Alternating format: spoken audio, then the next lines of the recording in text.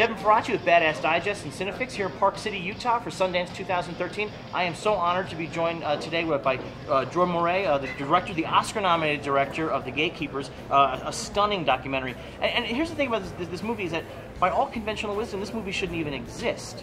You talk to guys who should not be talking on film, I mean, as far as anybody's concerned, right? Well, they can speak, you know, they're not doing something that they're not allowed. But they're the kind of guys who are naturally secret. Yeah, and they're the kind of guys that normally are behind the shadows, behind a very, very thick veil. I mean, what's really stunning is that these are guys who were in charge of Israel security for so many years. They retired and they've begun to sort of see things differently. And they're coming at it from a point of view where maybe they look back at what they did and are questioning where is part Israel. When you are the head of the Israeli Secret Service, when you are so busy, you are running all the time, every day, 24 hours 7, you all the time run, and you don't have time to stop and think. Although they do that, I mean, there is what the motto of the film is: think strategically, don't think tactically, because tactically you think what really in front of your nose. Exactly. And what they see is that basically the security forces, the job of the security forces is whenever there is violence, to push that down and to create a situation for the politicians where they can speak calmly where they want to take the fate of the country or whatever they want to do. And what they are really, really discouraged from is that they saw that the politicians, whenever they had the opportunity or they had the chance to move forward to a better solution, didn't do that.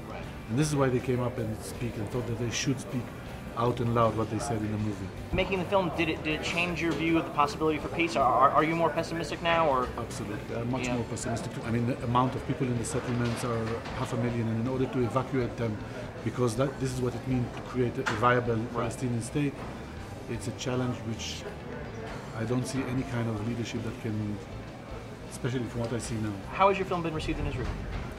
It opened 2 weeks ago in Israel. It opened in 2 small venues. Okay. And then after 1 week it moved to 7 venues, very big. Now it's in 13 venues, completely sold out.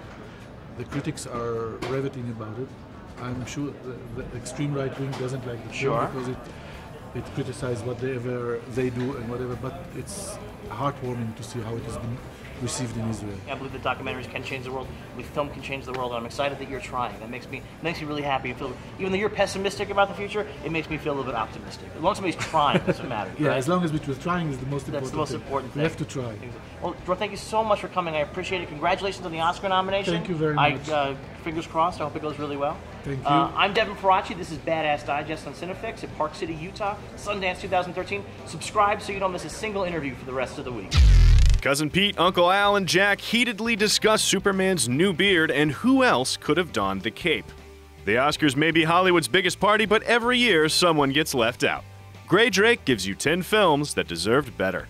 Fandango's Dave Karger drops by as Ben makes his Oscar predictions and dishes on Jay-Z's composing for The Great Gatsby. Amy Nicholson and Jeremy Smith join Devin to round up who was a badass and who was just an ass in 2012. Get your film fix. Subscribe to CineFix.